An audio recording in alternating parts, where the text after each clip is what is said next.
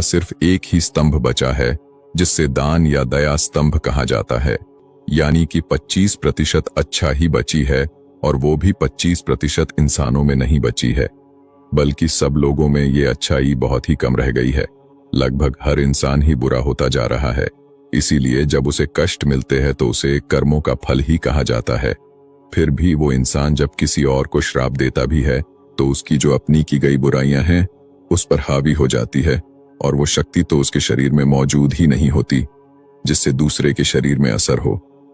फिर भी कहा जाता है कि इंसान 25% अच्छा ही अपने अंदर समाये हुए होते हैं, तो श्राप का असर तो होता है, लेकिन बहुत ही धीमा। जो इंसान जितना ज्यादा बुरा होता है, अगर वो श्राप दे तो दूसरे को बिल्कुल भी असर नहीं होता।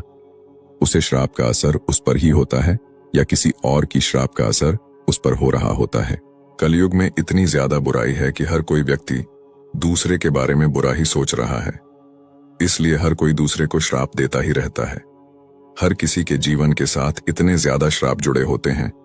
जब कोई अपने मन से कष्ट को भोगने के बाद श्राप देता है और वो पूरी तरह से अच्छाई को अपना चुका होता है, या आप ऐसा समझ लीजिए, जो व्यक्ति अपने धर्म पर अडिग है, जो सत्य और पवित्रता के साथ जीवन जीता है और दया दान का को विशेष महत्व देता हो, ऐसे व्यक्ति को कष्ट नहीं पहुंचना चाहिए, क्योंकि ईश्वर ऐसे व्यक्ति को प्रार्थना सुनते हैं और उसको फलीभूत करते हैं। शायद इसीलिए कहते हैं कि किसी का दिल नहीं दुखाना चाहिए। बड़े बुजुर्ग कहते हैं कि दुखिया को ना सताइए, ना ते दुखिया देगा रो। दुखिया की जो मुखिया सुने तो तेरी गति क्या हुए।